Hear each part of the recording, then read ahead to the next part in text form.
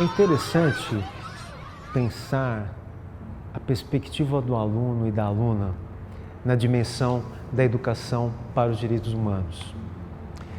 Esse é um exercício importante que o professor e a professora devem fazer sempre, se colocar no lugar desse aluno e dessa aluna. Mas isso é cada vez mais difícil para os docentes devido às brechas generacionais que estão sendo preenchidas, por exemplo, pelos processos tecnológicos.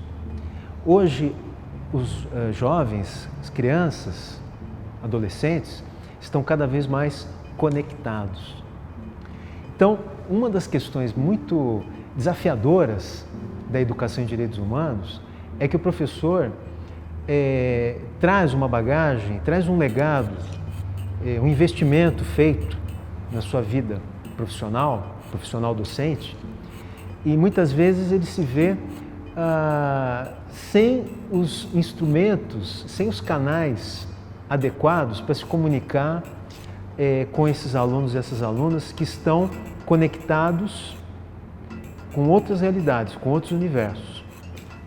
Isso é um grande desafio e eu acho que vale a pena a gente refletir sobre ele, na medida em que é preciso haver um respeito por parte dos docentes e também um respeito por parte dos alunos a partir de uma consciência dessa realidade, ou seja, uma realidade que, do ponto de vista tecnológico, está distanciando de forma muito rápida gerações que antes não estavam tão distanciadas. Isso na sala de aula ocorre muito, não é? Então, claro que o professor e a professora precisam ter consciência de que o universo em que esses alunos e essas alunas estão embebidos é um universo muito diferente do que eles e elas, professores, tiveram na época da sua infância, da sua adolescência e da sua juventude. Hoje, o nível de dispersão dos alunos é muito maior. E, claro que isso é uma realidade que todos os docentes, né, digamos assim, a conversa de sala dos professores, né, diz assim, poxa, mas esses alunos estavam muito bagunceiros hoje, esses alunos estavam muito dispersos. Parece que essa dispersão está instalada de forma definitiva em sala de aula. E nós precisamos enfrentar isso, E o próprio ensino à distância é uma forma que os professores e as professoras têm de se ambientar mais com esse instrumental tecnológico, onde os alunos e as alunas, geração mais jovem, está tão embebida, né? Agora, uma outra questão importante, e aí lembrando um pouco também daquela expressão de Ortega y Gasset, que o ser humano é o ser humano e mais a sua circunstância. Cada pessoa, cada jovem, cada criança, cada adolescente vem com um microcosmo familiar próprio, com muitos problemas, com muitos desafios, né? E também traz um macrocosmo socioeconômico e político do país, do Estado, da sociedade. Quando eu disse, numa fala anterior, que não é fácil, é muito complexo aplicar a educação em direitos humanos para criar uma cultura de direitos humanos, e essa tarefa do professor é muito complexa, é porque ele precisa ter essa realidade presente sempre quando ele se relaciona com os alunos, né? Nós vivemos uma situação no Brasil, nós não somos únicos, naturalmente, e um dos papéis da ONU é exatamente naquilo que falamos, da universalização dos direitos humanos, porque todos os países, até os mais desenvolvidos, também têm violações de direitos humanos, mas são diferentes muitas vezes das nossas. Quais são as violações que nós temos mais importantes hoje no Brasil? E isso são indicadores que mostram, relatórios de ONGs, do próprio Estado. Violência policial.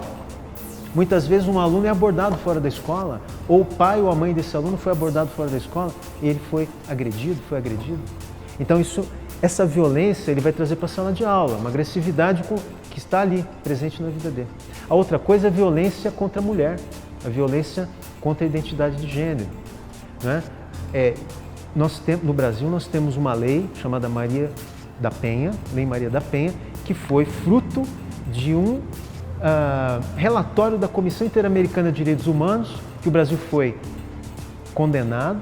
Houve uma recomendação que nós tínhamos que ter uma lei específica para proteger mulheres e meninas contra a violência de gênero. A questão das drogas, né? O tráfico de drogas. O tráfico de drogas, hoje há todo um debate no mundo, né? Em que o tema do consumo de drogas não pode ser tratado apenas do ponto de vista da polícia, do crime. É um problema de saúde pública. E ao ser um problema de saúde pública, imediatamente passa a ser uma questão de direitos humanos. Então, independentemente das opiniões que se possa ter sobre esses temas, a educação em direitos humanos nos convida a fazer uma reflexão ponderada, serena e com conhecimento da ciência. A ciência nos ampara em muitas coisas e não apenas da percepção cultural que muitas vezes está carregada com aqueles preconceitos, como nós já mencionamos, da escravidão, da desigualdade socioeconômica, do autoritarismo. Então, é muito importante que nós pensemos a construção de uma cultura através da educação em direitos humanos de uma forma conjunta, ou seja, uma construção coletiva, como eu disse. E os alunos e as alunas não são meros espectadores dessa construção, eles são atores.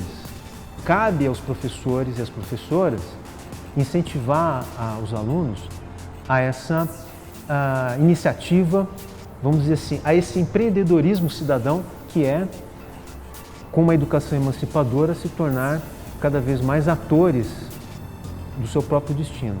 E não há dúvida, eu não tenho dúvida, que a educação em direitos humanos cumpre um papel essencial nesse sentido.